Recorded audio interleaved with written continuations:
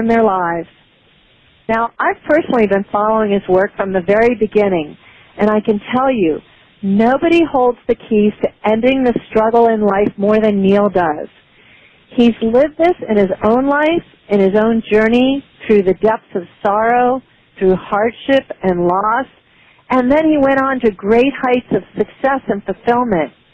And he now tirelessly devotes his life to helping others experience the same ease and freedom and joy that he's discovered is available when you shift your own relationship to God. So without further ado, let me introduce you to Neale Donald Walsch so we can start talking about the 3 secrets to ending the struggle and making your life work. Well, thank you. Those are very kind words, and I have to disavow them immediately and at once. Well, I've known you a long time, Neale, and you are the real deal. And I'm really excited that we're going to get to explore the topic of ending the struggle. So let's start off tonight by inviting you to share about your own journey, the really painful challenges that you experienced, and how you changed your life from that fateful day when you began a conversation with God. Well, you know, my life has been a series of very difficult chapters, as well as very wonderful, joyous, and extraordinarily celebratory moments, like everyone else's, I would imagine, or like at least many other people. But it has been the difficult chapters which have brought me the greatest areas of growth. And what happened in my life was that I grew into adulthood feeling that, gosh, you know, life was just a bowl of cherries. I had everything at my fingertips. I had the Midas touch. I had lots of talent, lots of ability, lots of skills. I had some degree at least of charm. I was able to get through life fairly well. And as a young man, I felt like Michael J. Fox on that television program Family Ties from years ago, where he walked around, you know, with a little briefcase and a tie, a white shirt and a tie and a suit. When he was 16 years old, that was me. I was a corporate executive in terms of how I was modeling myself from the time I was 16 years old. So when I got to be 21 and actually moved into the real world, to me it was just like arriving at where I had always been. And things fell into place for me. It seemed like, in fact, I did have the Midas touch. I got a wonderful job in broadcasting when I was 19 years old. I became a program director at the age of 21.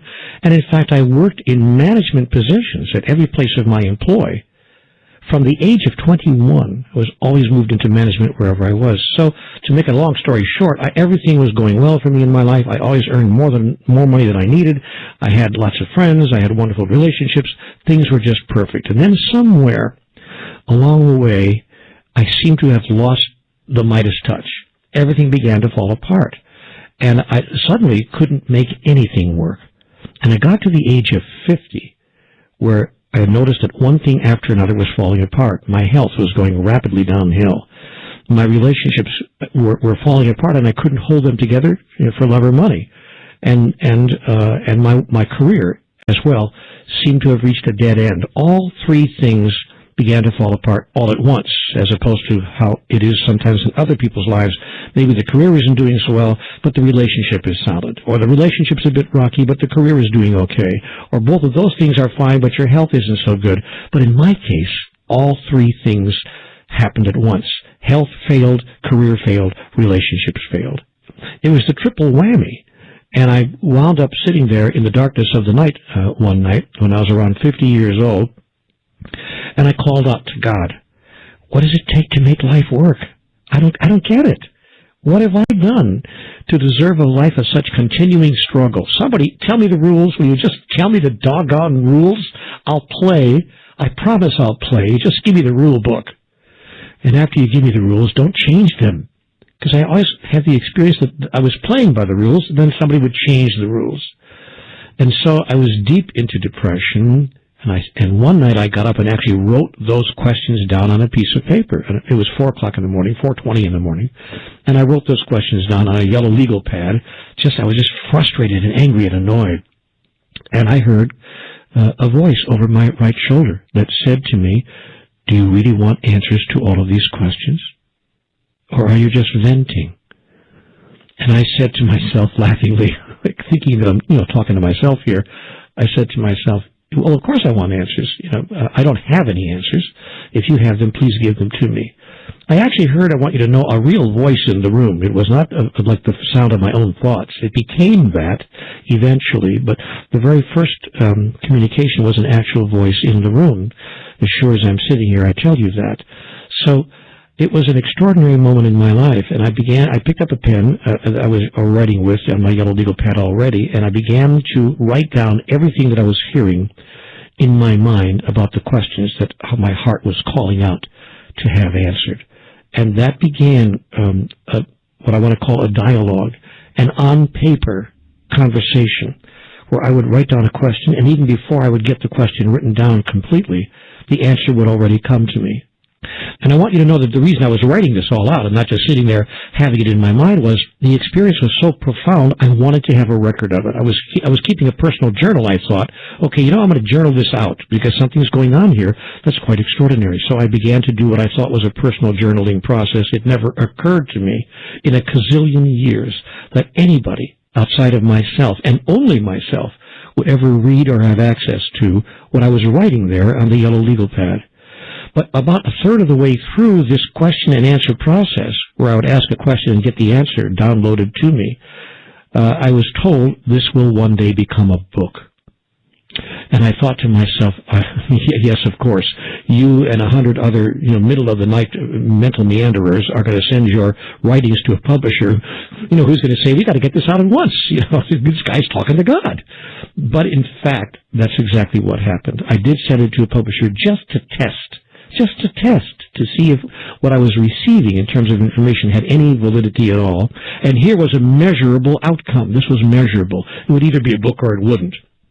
So I sent it off to a couple of publishers, 5 to be exact, and one of them wrote back to me, or called me really, and said, we want to publish this book. We want to put this out. And they did, and within 90 days it made the New York Times bestseller list, much to my shock and surprise, where it stayed for 2.5 years, eventually being translated into 37 languages and read around the world and selling millions and millions and millions of copies. And here I sit now on the other end of that experience. Of course, the experience didn't stop when what became the first book. They just simply took a number of my yellow legal pads, typed them up, and put them in the book. But I was continuing with the process because it was, for me, a very personal experience. That experience continues to this very day. I just love that story, Neale. And I am so glad that you asked God all those questions and turned it into a book, because it impacted my life in such a tremendous way. But what I really want to know right now is, how did life change for you when you applied the insights that you were getting from God? Did the struggles you were experiencing start to disappear? Well, life changed almost immediately, almost overnight. I had a whole different outlook on life, a whole different reason for living my life, what the French call raison d'être. I had a whole different reason for being. I understood life at a whole different level. I began to comprehend what was really going on here, who I really am, why I'm really here, and what is occurring on the face of the earth among all sentient beings, and for that matter, everywhere in the universe, if you please. And as I began to have that comprehensive view of all that was occurring, I began to apply what I understood in my daily interactions.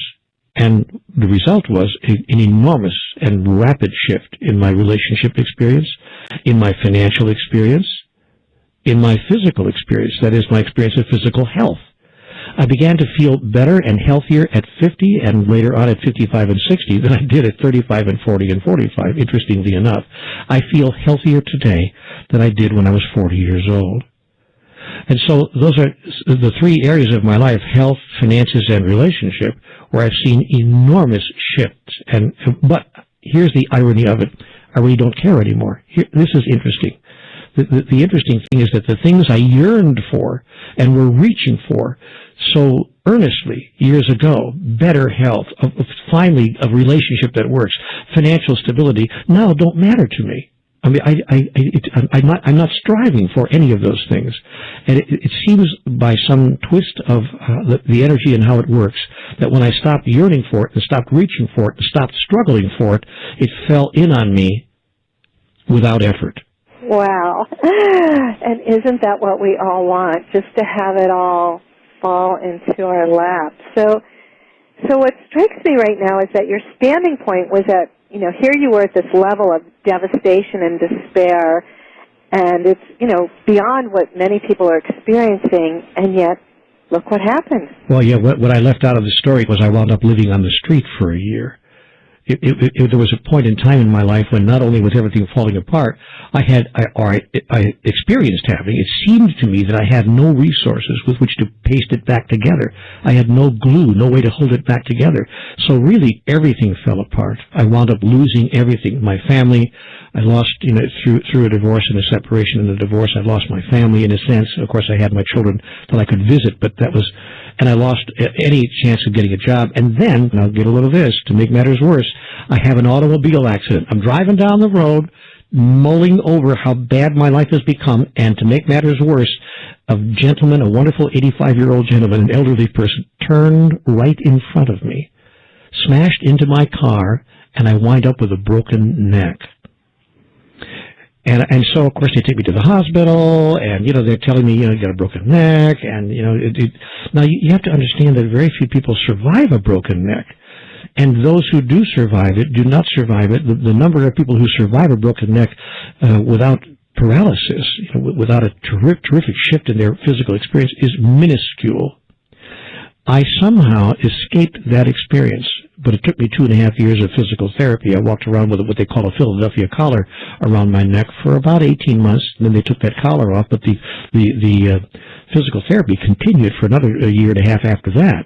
Almost 3 years of recovery, during which I could not work, you see, because I had a broken neck, and I was very fragile. I was told not to lift so much as a half gallon of milk with my arm extended. I had to make sure everything took place within 6 inches of the front of my body, because if I extended my reach, I was creating pressure on that broken neck, and it would cause irrevocable damage. So I learned to live an entirely different way, walk around with a collar supporting my head for 1.5 years, and nobody would hire me.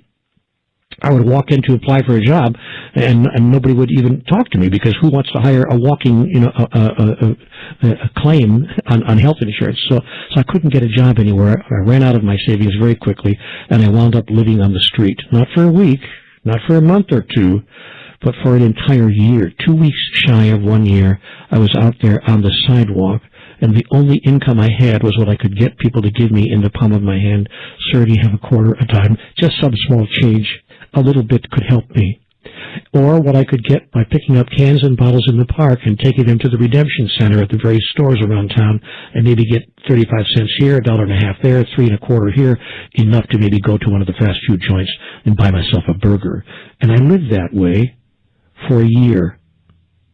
So it went from bad to worse, except that it was the greatest thing that ever happened to me. Wow. I can't even imagine what that year was like for you. Even though I've heard this story many times, my heart still breaks. But ultimately, it is such an empowering story, because so many of us right now feel like life just couldn't get any worse.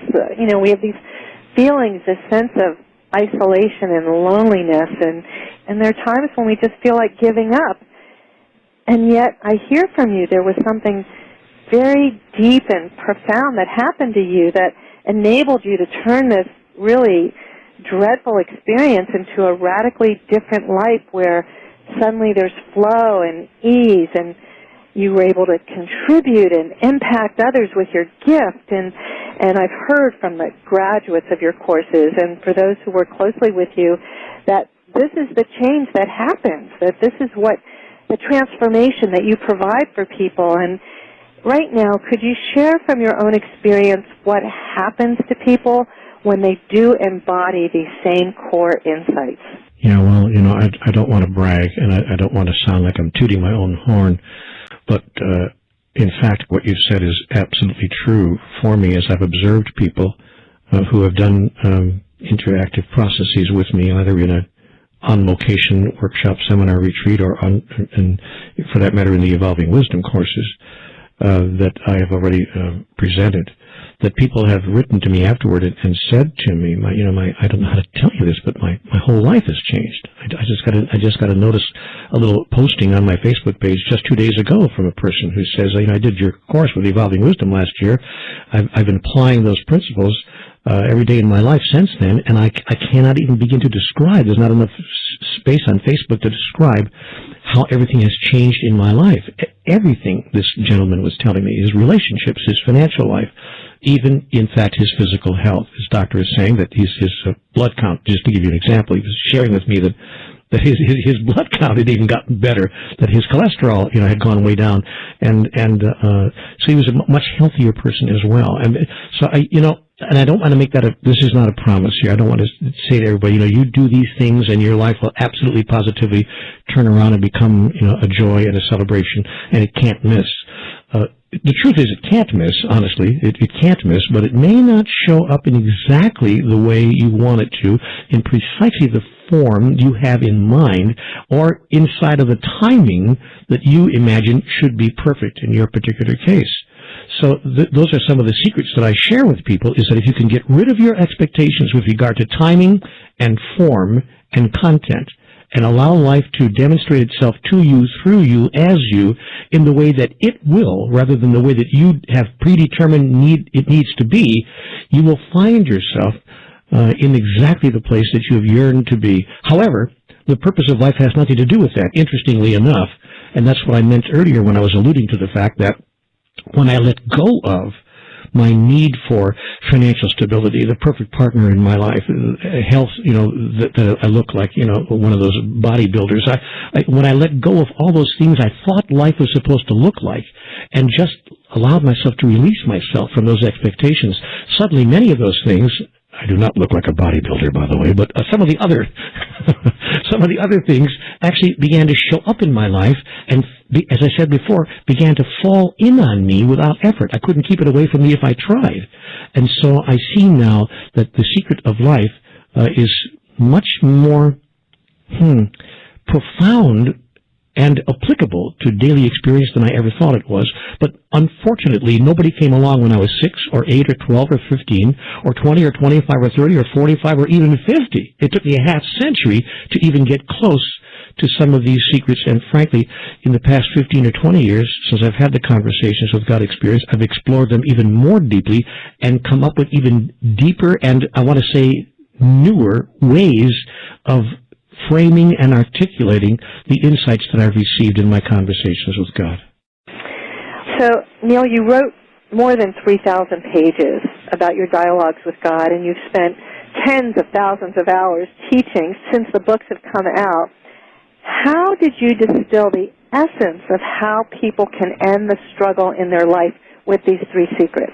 Well, it's interesting, in fact, how that happened. I never really sat down and tried to codify or summarize or make an outline of what I would call the 3 major secrets of the Conversations with God material. I'm not sure that I would be capable of doing that, because there are, in fact, 3,000 pages of it.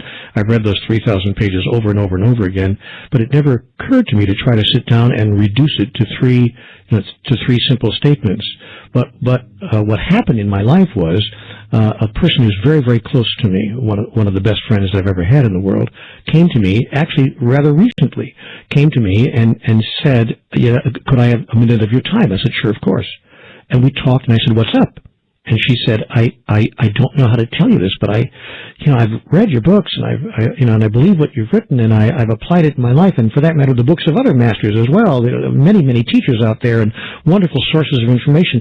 And by golly, I've tried to do all the things those books tell me to do, and nothing is working.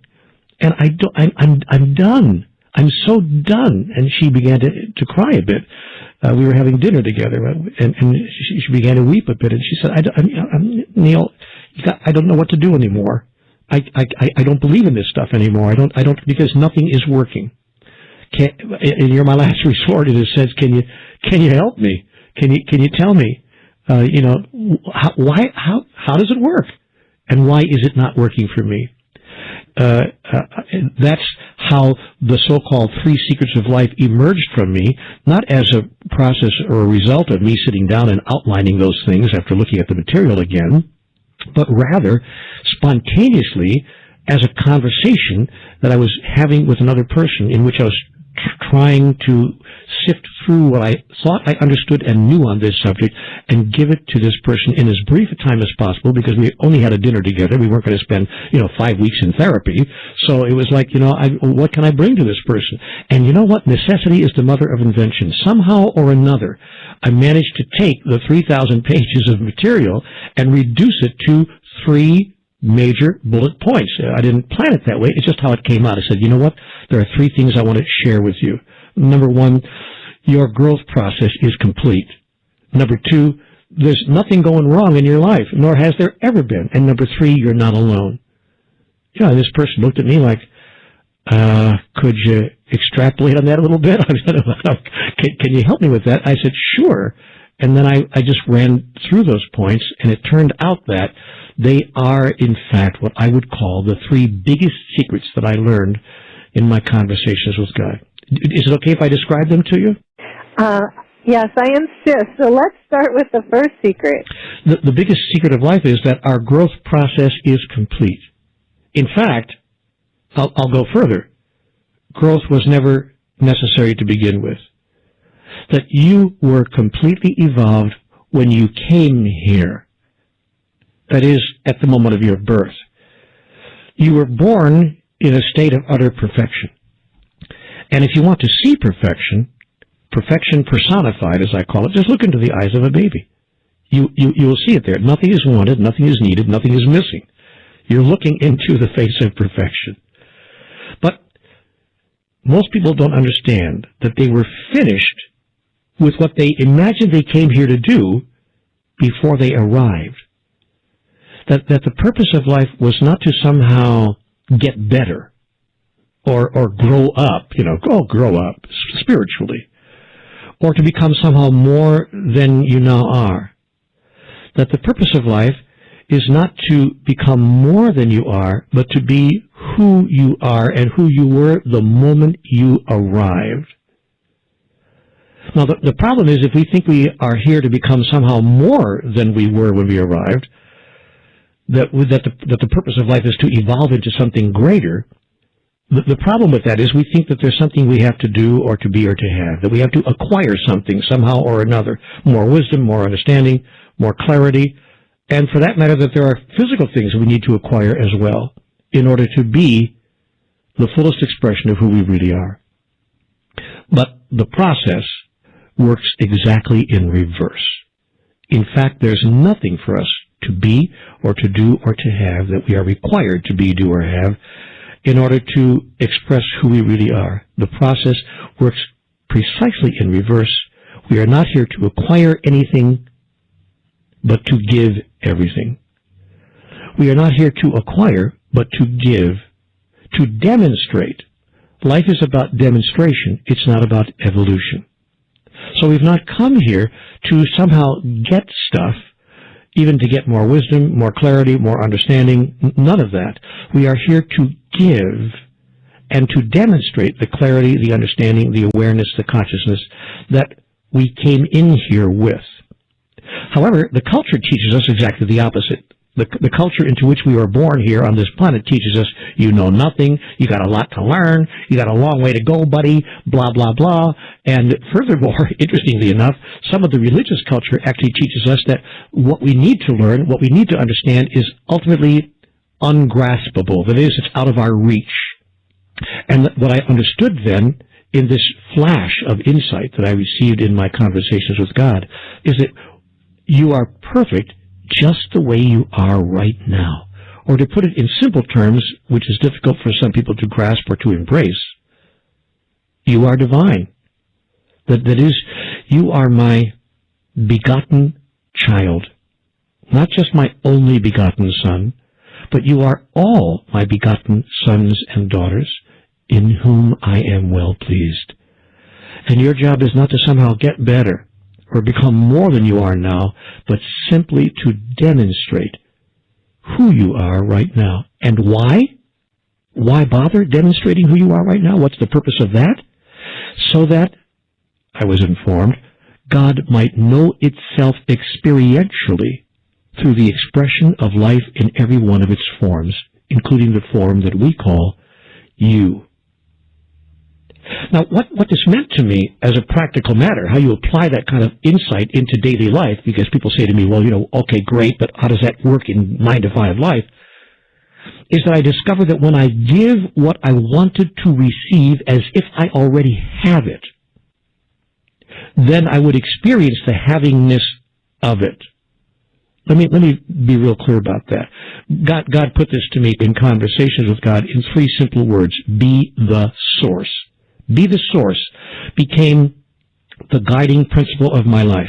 And whenever I found myself wanting anything, gee, I wish I had a little bit more money right now. Gosh, I wish I had a little bit better, smoother going in my relationship. Gosh, I wish my health was a little bit better. Or I wish I had more wisdom, more clarity, more understanding, more awareness. I wish I had more of something or another. Whenever I found myself wishing for more, I would sit down and think, I wonder if there's anybody else around me in my life, friend or stranger, who also wants more of that, who might even imagine themselves to have less of that than I do. I wonder how that might work. And I began to decide that I would be the source of what I wished to experience in my own life in the life of another. And so I went out and looked for people who imagined that they did not have enough money, and I gave them some of the money that I had, even though, as a practical matter, I was experiencing that I did not have enough money. I just decided to say to myself, what if I had enough? What if what I had right now, it was enough? And what if it was so much, in fact, that I could actually afford to give some of it away? And I began to give away what I thought I had not enough of. I did the same thing in other areas of my life. I wanted more patience, more understanding, more compassion, more partnership, really. And I found other people who wanted more of the same thing. It's not easy, by the way, it's not difficult, I should say. I'm trying to say it's not difficult to find people like that. It's easy to find them. They're all over the place. So I simply found people who wanted the same thing I wanted, and I decided to be the source of it, to be the source of compassion, of caring, of understanding, of patience, of forgiveness, and of companionship, and of love. And what I discovered was that when I was a companion to another, and to all others whose lives I touch, suddenly I was companioned, and I was never lonely anymore. When I was the source of patience and understanding and compassion in the lives of others, suddenly I experienced those same things flowing through me, because I discovered that what flows through you sticks to you. And I was able to suddenly experience my havingness of what I thought I didn't have enough of. And as I began to experience my havingness of it, that experience of havingness, what I call in my cosmology havingness, that experience of having that actually acted as a magnet and drew more of it to me, because my purpose was not to have it all for myself, but to give it away. Now, get this twist. My purpose was not to have it for myself, but to give it away. And when your purpose is to give it away to others, the universe supplies you with an unlimited amount of it, because it knows there are a lot of people out there who are suddenly depending on you to be the source of it. And that's the secret of every master who has ever walked the earth. From Jesus to the Buddha, to Muhammad, to any master who has walked the face of the earth, they have become masters by giving what it is they chose to experience to others, and the universe has supplied them with an ample amount of it that they would never run out, because their initial motivation was not to gather it all for themselves, but simply to be a flow-through that others might have it in abundance. That's why some of the masters actually said in these words, I have come that you might have life in abundance and live it even more abundantly. That was their whole purpose, their whole raison d'etre. And when it becomes yours and mine, everything will change. Gosh, I wish you could see me right now, Neale, because I have like the biggest smile on my face. And I feel like there's champagne bubbles going through my entire system, because I so really feel the power of what you're speaking to. And let me see if I can just reflect back some of this. So it's like so many of us in the world right now are focusing on our deficiency and our lack and all the ways that we're imperfect and all the ways we need to do, be, or have something else before we get to actually be who we are. And I hear you saying that by giving that up and stepping into a consciousness of my growth is complete, and that instead of actually stepping forth and that life is not about me, but focusing on needing to become or do or be something different, but to actually step right now inside the assumption that I am perfect, I'm complete and whole, and if I begin to express that and give it to other people, that this is what you're saying, am I getting that? That's exactly right. And one of the things people can do right now, by the way, right today as part of this particular seminar, I invite people to take a look at ways in which you have already experienced the completion of your evolutionary process. People kind of like, what? I'm not sure what you mean. I say, no, really. I want you to count the ways. Remember the times in your life when you actually expressed yourself at the level of mastery. What I've discovered is that most people are trained, they're culturalized to deny that. They get into, oh, shucks, this whole thing. Kind of like you say to a lady, I love that dress. Oh, shucks, this whole thing. So we're culturalized to deny it, but when I want to say gently forced, gently required them, no. I know there was a moment in your life when you said or did something that only a master would say or do. What was it? They could almost all come up with one or two of those things. I say, aha! So that was a case in which you knew who you really were and you expressed and experienced that. And we began to gather the stories in real time of people who could, in fact, acknowledge and express their mastery. And I said, now, that you think that was an unusual thing, that is something that is not part of your real nature, and that you somehow simply rose to the occasion. But I am telling you that you are rising to the occasion all the time. How do you suppose you've gotten through to this moment right now? You're talking to me now and telling me nothing's going right, things are horrible, I can't take it anymore, yet here you are still at the front lines. That is mastery. And that is evidence of mastery. That is evidence of your mastery. And your willingness to even search for the next answer is evidence of your mastery as well. Now let's just take that evidence and turn it around and allow other people to experience the mastery that you have already demonstrated. And you will see the whole of your life shift virtually overnight. So I'm imagining what it would be like to live life with that kind of consistency without any kind of attachment on what's going to happen as a result of that, and to be able to generate a very different energetic vibration, the frequency, around me and my relationships and my relationship to life, and I can see how huge changes could happen really, really quickly. This is just so exciting.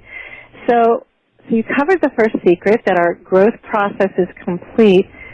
What's the second secret, that nothing is going wrong in life, nor has it ever? Well, the second statement that just erupted from my being when I was chatting with my wonderful close one recently is that everything in life is going perfectly, and you think that it's not. And so the secret here is to turn frustration into celebration. Because what you resist persists, yet what you look at through the eyes of your soul disappears. That is, it ceases to have its illusory form. But we don't understand, most people, and I didn't either before my conversations with God, why are things turning up the way they are? It's all very nice to say that everything is perfect, but it sure doesn't feel perfect to me. Unless you know what it is you're trying to do, and unless you deeply understand the process that is required in order to do it. In that case, you would see the perfection. And that was the second simple statement that Conversations with God gave me. Statement number 1, be the source. Statement number 2, see the perfection. These are 3-word statements that shifted my whole life. Be the source, see the perfection. Well, how could I see the perfection of living on the street for a year, or having no money, or having my relationship fall apart and my family ripped away from me, and my health going downhill? What's perfect about that? Do you mind if I ask? And God would say to me, look, What is happening here is that you are expressing and experiencing the essence of who you really are. And in order to experience the essence, and you're doing that, by the way, God said, as, how can I put this in the vernacular to make it simple, as a favor to me, so to speak. That is, God has created the experience of life itself in physicality as an expression in experience of who and what divinity actually is in its totality. God simply seeks to know itself experientially and is using what you and I call physical life and everything in it, including us, as the means by which to do that. But here's the great secret that Conversations with God told us. In the absence of that which we are not, that which we are is not. That is, it can't be experienced. It can't be expressed. And God gave me a very simple example so that my mind, because my mind couldn't wrap itself around that. You know, when God said that to me, I said, oh, come on, help me out. I mean, I'm not really very advanced here in my thinking process. Could you make that simple for me? God said, sure. Supposing that you decided that you are the light. Let's use a really simple example. Just say these words to me, Neale. I am the light. I said, okay, I am the light. God said, great. Now, how would you know you are the light if there weren't darkness? If you were like a candle in the sun, you'd be there all right, along with a million cajillion other candles, but you wouldn't know yourself as the light because you are, in fact, amidst a million cajillion other candles. The sun wouldn't be the sun without you, by the way. Nay, it would be the sun without one of its candles, and that would not be the sun at all. But how to know yourself as the light amidst the light. And I said, to God, well, you're God, figure something out. And God said, I already did. I will surround you with darkness. Yet when you are surrounded with darkness, raise not your fist to heaven, and curse the darkness not, but use the darkness, that you might know who you really are. Be a light unto the darkness, that you might express who you really are, and that all those who see you would know who you really are, and by the light of your example, who they really are as well. So I said to God, okay, great example. I like the illustration. I mean, my mind can hear that, but how does that work on day-to-day, on-the-ground life? How do I deal with the so-called darkness that's being foisted upon me, that I encounter every day in my life, to say nothing about the world around me? God said, there's a real simple trick here, Neale. It's called gratitude. Gratitude is the attitude. Your job is to be grateful for, that is, to be thankful for, every condition and circumstance of life, no matter how imperfect you imagine that it is, because in fact it is perfectly designed, perfectly created, and has been called forth by you and all those around you in a collaborative effort in a perfect way to present the perfect opportunity for you to perfectly express perfection itself in you, through you, as you. So if you wish to express yourself as kindness, or compassion, or caring, or patience, or understanding, or love, or forgiveness, would you not need conditions and circumstances within which you could become kind, caring, compassionate, loving, and forgiving? Would you not need something to forgive in order to experience yourself as forgiving? Well, yes, I would, God, yes, but does it have to be so much? God said, depends on how much of a master you want to be. The higher level of mastery you call forth, the higher will be its opposite number in the contextual field. But if you judge it, make it wrong, if you resist it, it will become virtually, in your imagination, insurmountable. Only by embracing and accepting it, by actually blessing it, by actually, if you can imagine, being grateful for it, by saying, thank you, God, for this one more chance to announce and declare, to express and to fulfill, to become and to demonstrate who I really am. And that's why every great teacher, and one of my favorite teachers is Jesus, so I often use him a lot, but all the great teachers in their own language have all said the same thing. Bless, bless, bless those who persecute you, and be a light unto the darkness, and curse the darkness not. And If a man asks you for your shirt, give him your coat as well. If a man asks you to walk 1 mile with him, go with him twain. And when the world feels like it's falling in on you and crashing in on you, at that moment announce and declare, thank you, God. Thank you, God, for this one more chance to demonstrate who I really am. And by the way, such a mental attitude is transformational. You can then be in this world, but not of it. Standing amidst the ruins all around you, and people will look at you and say, what is it you have? What is it you know that I don't appear to have or know? And then you can say, come here with me. Let me show you.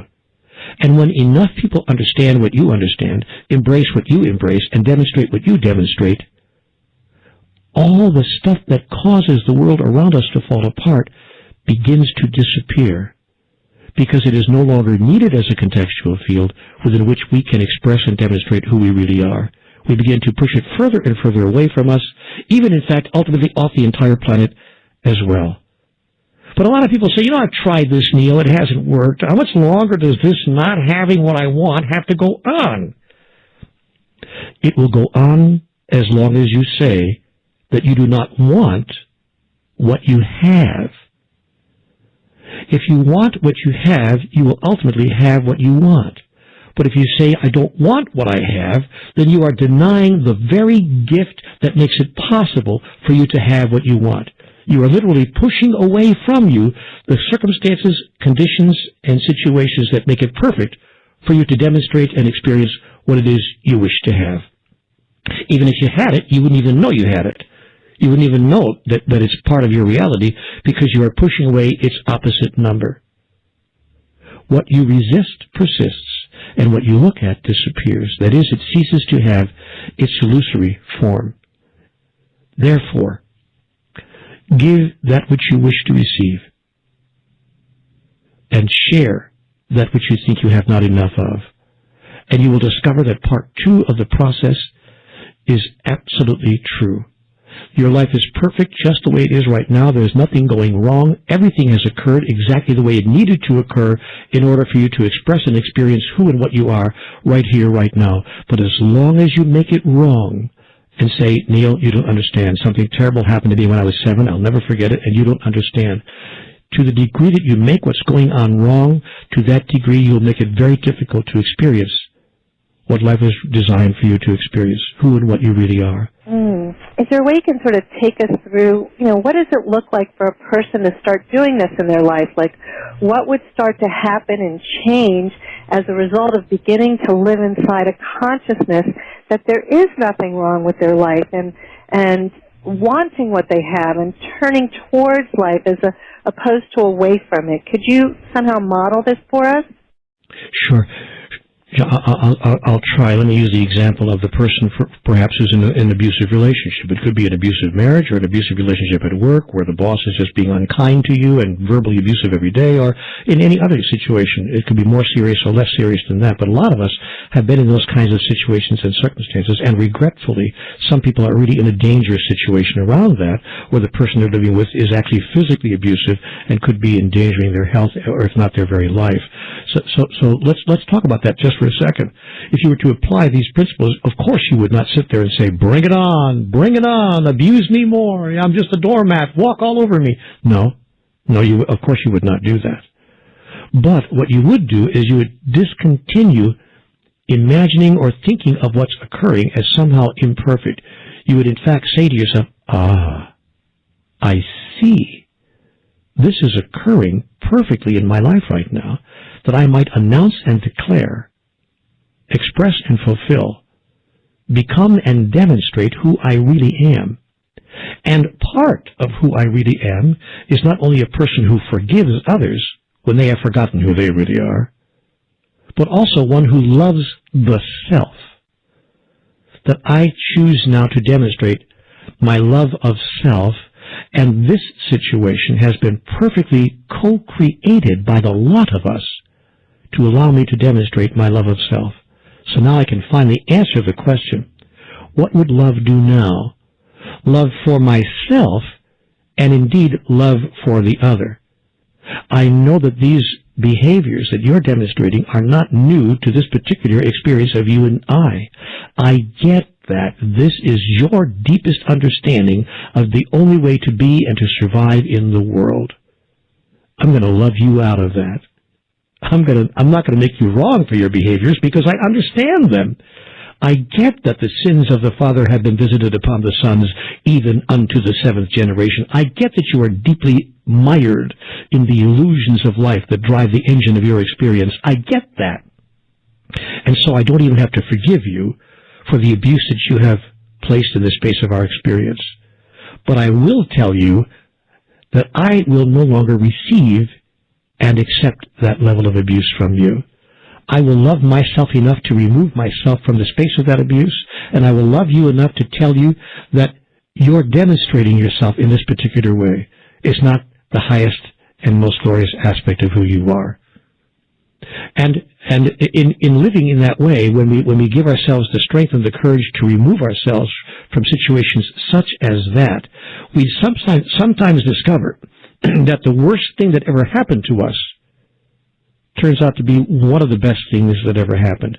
I've talked to more people than you could ever imagine who have gone through experiences such as this, who have said to me, Neale, in some strange, convoluted way, the worst thing of my life turned out to be the best thing that ever happened. I so get this. That's been my experience as well. The worst thing somehow turns out to be the best thing. And I'm really seeing even more clearly that by being in the experience of life inside the consciousness of there is nothing wrong, we now have full access to our power. I think you just hit it. You really just hit it, because I think that the idea that there's nothing going wrong in my life was one of the biggest shifts and changes that could ever have occurred in my consciousness. I began to stop condemning the many things that looked like were going wrong in my life and to use them as tools in the creation and the recreation of who I really am. Oh, God, that's so wonderful. But you know what else it did? It removed from my consciousness resentment, anger, disappointment, frustration, and righteousness. And when those 5 elements are removed from one's consciousness, all the poison disappears. We can even look at our so-called enemy, the one who did it to us, with kindness and love and caring and compassion. And that's the greatest healer of all. So when you remove all of that, then what's left is kindness, compassion, love, care, power, clarity, right? Right. Yeah, so all those qualities of strength that give us access to a life that is easy and flows and where we can be living in the center of our own calling, our own destiny. Gee, Neale, I feel like I'm really getting this. This principle, I know you've spoken about it before, but I'm really getting this on a deeper level. Let me tell you about the third secret of life, because for me it's the most important, and I want to make sure we get to it before we run out of time. And the third secret of life is that you are not alone. You are not alone in this process that we call life. And what I observe in people that I've worked with individually is that they think they are alone, and that's what makes it intolerable. Almost any experience in life can be embraced and tolerated, if you please, if we imagine that we are at least in a shared space with another, and that we have someone that we can talk to about it and get help from, and that we're not alone around all of that. Loneliness is one of the biggest emotional loneliness, even, and not mean just physical loneliness, because you can be in a relationship and still be emotionally alone, as people have discovered. You can be in a house full of people and be emotionally alone. But emotional loneliness is the biggest single problem facing humanity today.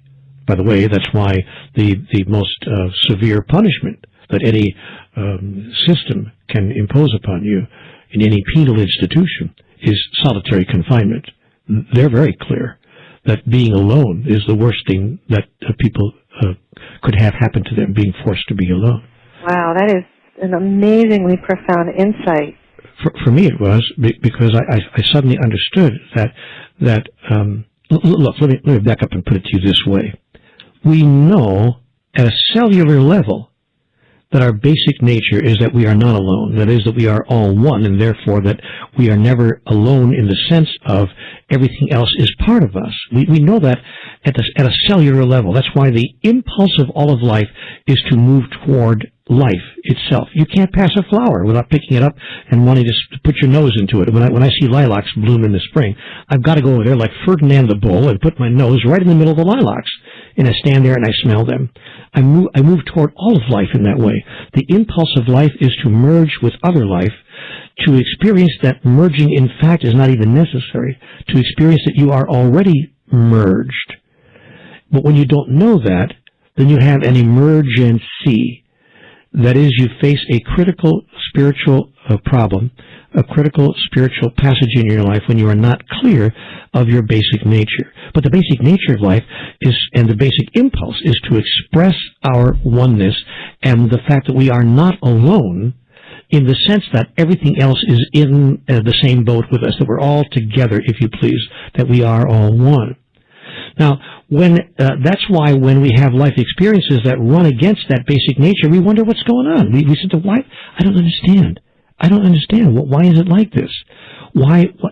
And the feeling of aloneness or emotional loneliness is just about the worst feeling we can have because it bumps up against and contradicts our very nature. Again, that which we know at a cellular level must be true. The antidote to that is twofold.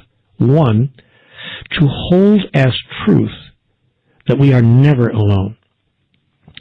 That God, well, first of all, that there is a God that exists. There is in fact a thing called God. Call it whatever you want, Yahweh, Jehovah, Allah, Brahman, by whatever name and whatever label it suits you to refer to that ineffable essence that is the divine, as I mentioned earlier. So we notice that God exists. God is. And secondly, we notice that there's no place that God is not. That God is not here and not there, up there but not down here, but that God is everywhere. We notice that God is everywhere all the time, and that God will show up in your life in surprising ways and in unlimited numbers of forms. That is, that there's no limit to the forms that divinity will take to demonstrate itself to you if you are unable to demonstrate God's self as you, in you. And life will continue to inform life about life through the process of life itself. And God will continue to demonstrate God through the process of being God itself. For instance, this very program, this very seminar that people are taking right now may be one of those forms. Wouldn't it be interesting if that what's happening right now, if the fact that people are listening to this message right now is God's way of saying, could I be more obvious? Could I be more direct with you? Who do you think set this up this way? How do you think you happen to even find out about this particular seminar that you're now taking? How did you find yourself drawn to the information about where to call and when to call and how to sign up and how to become part of it? And what are you doing sitting here listening to this right now? If this isn't divinity demonstrating itself to you vividly, allowing you to know that you are not alone, then what is? So for me, the awareness that divinity is with me, part of me, in me, as me, and surrounds me, all around me, has allowed me to not feel alone. I can go to sleep at night and I have actual conversations. I sit down and say, hey, God, nice to have a quiet time with you. Glad you're here again. And God says to me, by the way, a wonderful statement in Conversations with God. You might recall this statement, I have sent you nothing but angels. This gets back to point number 2, when we want to make the other person the villain in our story. But not only the villain, but the heroes as well in our story are all aspects of divinity demonstrating itself to us. I have sent you nothing but angels has been an extraordinary insight and awareness that I have brought into my life. But the biggest insight and awareness is that God itself, in its highest and grandest form, is always with me and never apart from me, and that I can talk to and communicate and access and become aware of and receive assistance from that aspect of the overall ultimate reality at any time that I wish. Now here's what happens. If we are conscious of the fact that God is always with us, God's revealing of itself to us will become more obvious to us. That is, you'll start seeing God's messages everywhere. Honestly, you'll be driving down the road, it'll be on the billboard, on the sign on the highway, or the chance utterance of a friend on the street, or the lyrics of the next song you hear on the radio, and you'll slap your forehead with the palm of your hand and go, oh my goodness, there it is again. Because the fastest way to experience that you are not alone in your life and that God is present always in your life is to be the source of that experience in the life of another. Someone else is looking for God. Someone else is looking for companionship, for help, for understanding in their life right now. Indeed, someone else is begging for it. But so long as you imagine your life is all about you, you've got to solve your problems first before you can solve it anywhere else, you will have missed the fundamental essence of this message and the primary purpose of life itself. However, if you decide that your job in the next 24 hours, to say nothing of the next 24 years, is to be the source of God's presence in the life of another, you will experience God's presence in your own life immediately and automatically. It cannot be any other way. So, Neale, what happens then for a person when they begin to experience this sense of connection? How does their life change? A level of peace, a level of, what they call it, a peace that passeth all understanding, truly does embrace you. You begin to deal with the challenging moments of your own life in an entirely different way. And you begin to find an inner serenity that you really did not know was possible. You can find that in meditation, in prayer, in other certain kinds of spiritual practices, and those are wonderful practices, but we're talking now about experiencing, or about having those kinds of experiences in the everyday moments of your life. That all of life, in fact, turns out to be a meditation. All of life turns out to be a prayer. And we begin to experience that when we embrace the ever-present notion of God's eternal guidance, wisdom, understanding, clarity, and oneness, that God's eternal oneness with us. But the true reward comes in flipping the axis of our life. If God said something of prime importance to me in conversations with God, and she did, it was this. It was when she said to me, Neale, your life has nothing to do with you. I get that you think that it does, but in fact it doesn't. You're done. You're complete. Everything is over, finished. You don't have to evolve. You don't have to grow. Neale, your life has nothing to do with you. It has to do with everyone whose life you touch. And that doesn't mean be self-effacing and self-sacrificing and do nothing for yourself. Quite to the contrary. Everything you do, you will do for yourself because there's no one else to do it for. However, it means that how you act on your own behalf will be demonstrated in such a way that everyone whose life you touch will be given back to themselves. They will see by the light of your example who they really are. Therefore, in fact, step into the world, knowing that not only is God with you always, but that God is with everyone else as well through you. Dare you to say it. Dare you, double dare you. God has arrived in your life this minute because I am here. I am here with God's love. I am here with God's forgiveness. I am here with God's compassion. I am here with God's understanding. I am here with God's acceptance. I am here with God's awareness. I am here with the presence of divinity through me, as me, for you. Not because I want to show myself how wonderful I am, but because I choose to show you the truth of who you are, to give you back to yourself. God has arrived just now. Watch, listen, see, and don't deny. You see, the most fundamental aspect of divinity that we choose to express in us, through us, as us, is the fact that we need nothing. Suddenly, what occurs in our relationships with other people, both those who are intimately close to us as well as those who are on the outer circle of our acquaintanceships, our relationship with all other people has a whole new flavor and a whole new nuance to it. It's a flavor and a nuance that has nothing to do with need. It says essentially to others, there is nothing I need from you in order for me to be happy. You are free at last to be who you truly and really are, to demonstrate yourself as you wish. I need nothing from you, and I require nothing of you. And when people begin to feel that from us, that shift that takes place. By the way, this is how God interacts with us. This is what it means to be in the presence of God, to demonstrate the presence of God, and to experience the presence of God. When we experience the true presence of God, and I have experienced that, we experience being in the presence of some entity, being, or essence that requires, needs, and demands nothing from us, nothing whatsoever, but that accepts us just exactly the way we're showing up right here, right now.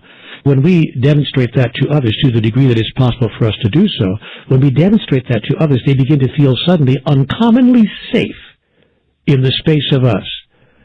And when they feel uncommonly safe, they themselves become uncommonly safe with us. Suddenly all the barriers drop.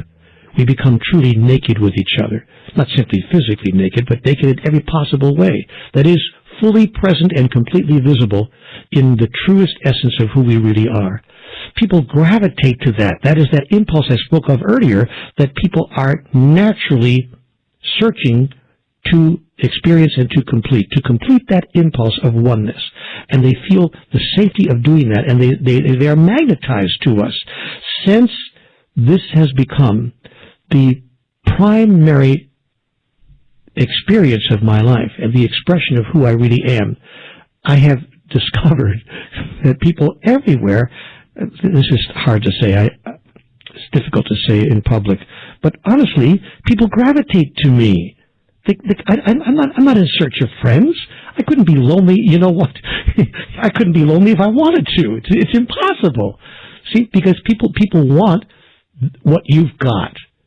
And in fact, they already have it. They simply don't know it. So all God does is remind itself of itself by being itself. Did you hear that? I said all that God does is remind itself of itself by being itself. So you go around and remind all the other aspects of divinity of who they really are by demonstrating who you really are. Let your light so shine before men that they will see who you really are and see themselves in the light of your example. Or as someone put it once before, vividly, I have come that you may have life and that you may have it more abundantly. That's why I am here. And so it turns out, after all, that life is not about get the guy, get the girl, get the car, get the job, get the house, get the office in the corner, get the kids, get the grandkids, get the promotion, get the bigger house, get the bigger car, get the gray hair, get the retirement watch, get the sickness, and get the hell out. There's more going on in the process of life. In fact, all that I've just said has nothing to do with it. And yet all those wonderful things can be experienced by us, through us, as us. The things we want in our life, relationship, right livelihood, an experience of full expression, creativity, dynamism, wonderfulness, joy, family, all the things we yearn for will come to us without effort when we apply these three secrets. God, I love that, and it even gives me chills because it feels so perfectly, well, just the way you're describing this feeling of suddenly being able to be completely comfortable in your own skin, and that's just something so critical to living a life that's consistently joyful. Boy, is it ever. I'm telling you right now, people experience life as a challenge, a trial, a travail, like slogging through water that's waist deep, and it doesn't have to be that way, Ariel. I promise. It doesn't have to be that way.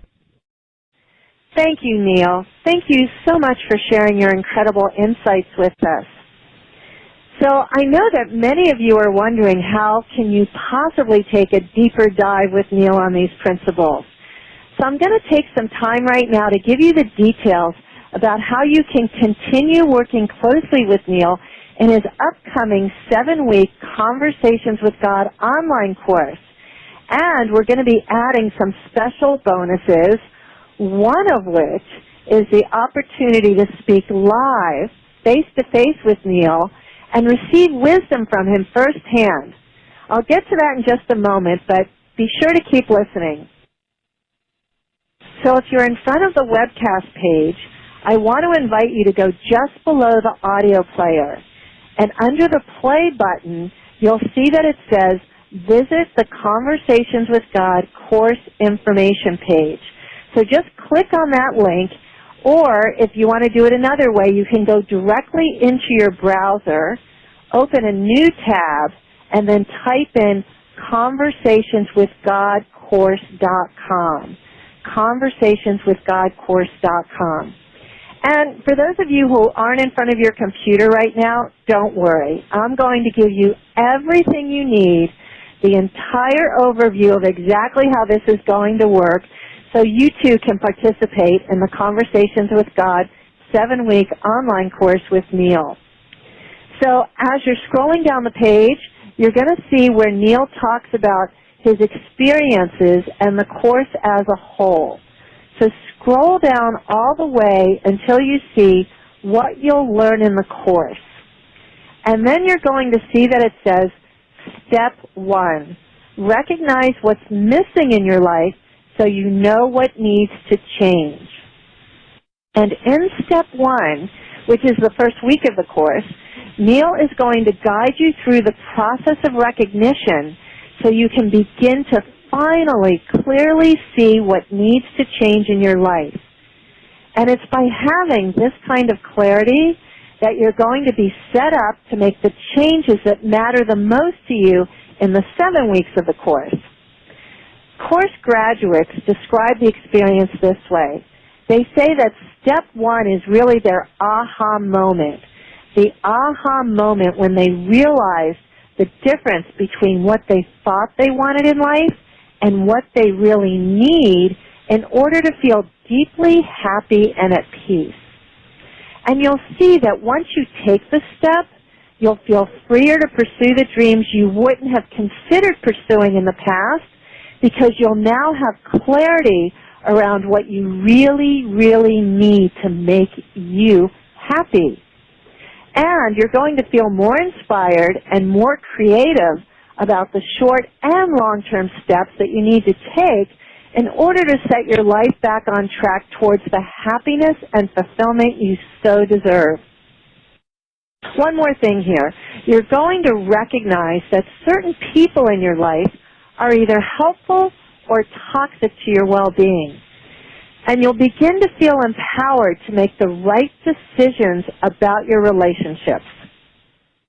Now, in Step 2, explore the vision for your best life so that you can manifest what you really want. And in this step, you'll discover the true nature of God and exactly what it is that God expects, requires, and demands from every human being. Oh, God, I can't wait for that one. And I also know that you're going to be covering why wanting something is the least beneficial thing you can do as you invoke the laws of the universe, and what to do instead to bring everything you need into your life. And I actually know the answer to this one, and when you taught me that years ago, giving up wanting gave me everything I ever wanted. You know what's fun? You said, oh, God, I can't wait to hear this one, and like you were talking right to God. I loved it the way you said that, because we all are, in fact, talking to God every day of our life, and a 4-step process is part of Step 2, by the way, Ariel, a process that can resolve internal conflicts and external complications more quickly than anything you might have previously imagined was possible. It's kind of like an aspirin, like a spiritual or metaphysical aspirin for healing the headaches of life. Okay, I'll take 2 bottles of that healing the headaches of life aspirin. Step number 3 is to discover the system of the soul. Now, this is, I think, one of the most important things I could ever share with anybody. To discover that system so that you can understand exactly how to create the life that you want. In Step 3, you'll discover how to quickly and easily change the thoughts and emotions that have been driving your previous experiences in life so that you're no longer at the mercy of what happens to you. I know in step 3 you're also going to be sharing how to bridge the gap between the mind and the soul. Yes. And then teach us how to access your soul's wisdom. I think it's the most important teaching that anyone could receive in life, how to access your soul's wisdom with a step-by-step process for creating your reality moment to moment, so that you'll always feel that the divine is working through you. And then step 4, we have complete with the past, so you can remove hidden blocks and enter a grander future. What will we get there? How to be able to identify, that's what we're talking about here, without hesitation, without shame, and without guilt, how to identify any emotional incompletion or hurt in your life, including hurts that others may have imposed on you, as well as hurts that you may have inadvertently imposed on others. Now, in step number 5, we're talking about how to finish your unfinished business so that you can stop self-sabotage and finally release the past. This allows you to identify the agenda of your soul and also to identify the souls of every other person who's been involved in any really important event in your life. There's a process in the course, Ariel, that allows us to get closer to, if not right inside of, the soul's agenda, the agenda of the other souls who have interacted with us in an important way. It's called the soul logic process. It's extremely powerful. It allows us to at last understand why those interactions have been what they have been. All right, so step number 6 is about affirm the deepest truths of who you are so you access your new life. We're talking here about how to differentiate between what you're doing and what you're being. This allows you to end self-judgment and be free from self-criticism. Does that mean we're going to get rid of the choir that's always telling us how bad and wrong we are? Exactly, precisely. We're talking about secrets of creating inner peace and outer tranquility in the moment-to-moment of your everyday experience, so that you'll no longer be negatively affected by what happens to you, but instead you'll see meaning and divine purpose in everything that happens through you. This is about a dramatic shift in the way you experience life, Ariel, from what happens to you to what happens through you.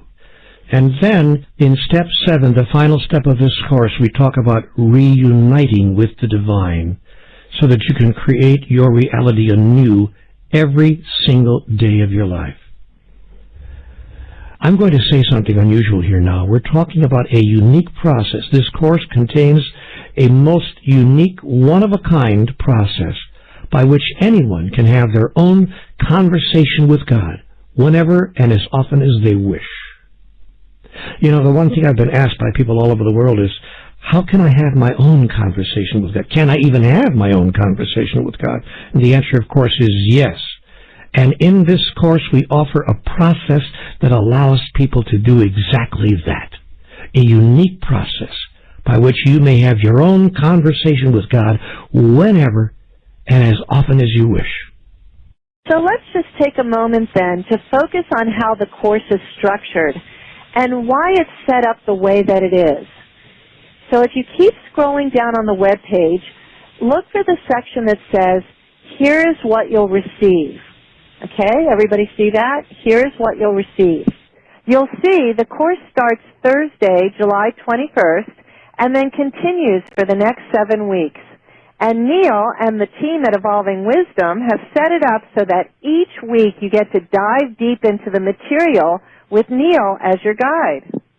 And my process offers you a chance to achieve the results you've been longing for, the results that you've been waiting for, hoping for all of your life, and to achieve those results faster than you ever thought was possible. What you're really getting is the most comprehensive and effective version of this program I've ever developed or ever taught. Let me tell you now, item by item, exactly what this course involved. First, 7 weekly audio lessons with my teachings and insights and guidance to help you absorb and integrate every step of this transformational process. Then we also offer 7 live weekly Q&A sessions with me. This is my favorite part of the course. Every week I get on the telephone with you in conference call around the world with all participants in an interactive process that will allow you to dive more deeply into the material that I've covered in each of those weekly course sessions and to explore aspects of it that you might not have understood completely, that you might have questions about. People just go crazy for that part, and I know how much you enjoy it. It's my favorite part of the program, actually, Ariel, because I get to interact live with people from all over the world. Back and forth we talk about real problems, real issues, real questions, real concerns, and I have a chance to apply the material we're teaching to their everyday life experience. It's a powerful, powerful part of this course. Then we offer PDF transcripts that summarize each weekly course session as well. 7 PDFs containing specific practice and reflection questions. These are inquiries that I've written especially for the course to help you experience and to absorb the material from each session on a much deeper level. You'll also have access to our exclusive online community and talk about another powerful aspect of this course. This is a group of people from around the world who are taking the course with you, and you'll find additional connection and support with this group, as well as a chance to offer support to others in a safe and compassionate environment made up of your fellow students and previous course graduates. I'm telling you guys, by the time today's seminar is over, you'll have an idea of all the tools and strategies you'll need in order to bring these teachings into your life in a way that makes sense to you. Now, in addition to these amazing course sessions with Neale, you're also going to receive exclusive bonus seminars with our world-renowned guest faculty teachers. And Neale has handpicked these experts as the very best resources to help support you through this process. These workshops were created to add an even deeper focus to certain areas of the course and to enhance your overall experience. So scroll down to the section titled Exclusive Guest Faculty Audio Seminars, and you'll be able to read all about the great bonuses. The first bonus audio seminar is one Neale did with my extraordinary sister, best-selling author and spiritual teacher Debbie Ford, and it's called Gain Freedom from Self-Sabotage. This is an explanation, Ariel, of your shadow self and how it can get in the way of your relationship with the divine and with each other, for that matter, and how it can prevent happiness.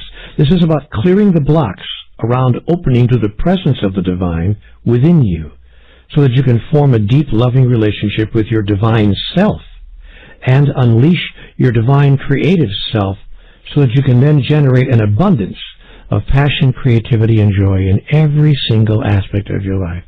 You know, and I've heard this bonus, and it's extraordinary. I mean, being able to bridge the divine and the shadow self is just amazing. In the second bonus audio seminar, Neale will be joined by spiritual teacher Dr. Michael Bernard Beckwith, founder of the Agape International Spiritual Center, and it's called Visioning Your Life, How to Find Your Deepest Calling. Yes, and in this marvelous bonus, we'll explore the power of visualization and how it works with your soul and how to make it work for you. The true source of powerful intentions as well will be explored, where intentions come from, how to access them, and why they work. And Michael and I will also discuss the 4 stages of consciousness and how to raise yours to the highest level. And the third bonus seminar is Everyday Miracles, inviting the divine into your day-to-day life with best-selling author and spiritual teacher, Marianne Williamson. And in this wonderful bonus session with Marianne, we talk about how to release anger and how to release negativity so that you can experience miracles every single day. We also explore how to transcend the destructive power of stress and how to allow the mind of spirit to be in charge of your life from now on. As well, how to truly embrace forgiveness for others and for yourself, giving you access to sources of unlimited love and compassion. So, if you're not looking at the course information page yet, you can just click on the course link on the webcast page or you can simply type into your browser conversationswithgodcourse.com and then scroll all the way down to the button where you can just select your payment option. And if you've ever done self-development work, you probably know that a weekly session with a coach or therapist can cost you as much as $400 or $500 a month. You know what I'm proud of? I'm proud of, Ariel, that we're offering this program as a structure to not only allow people's life to change, but to develop at the deepest level.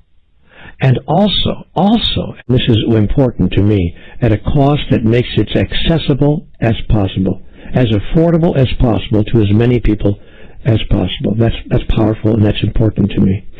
And it's, you know what, it's going to be important to a lot of people who've tuned in today as well, because getting you in this format, in this way, with this much depth, if they tried to actually get on a plane and go somewhere to see you, the plane ticket alone is more than that. That's exactly right. Now, I also want you to know that taking this step is completely without risk, because you're going to have 14 days from the start of the course, that's 2 full weeks,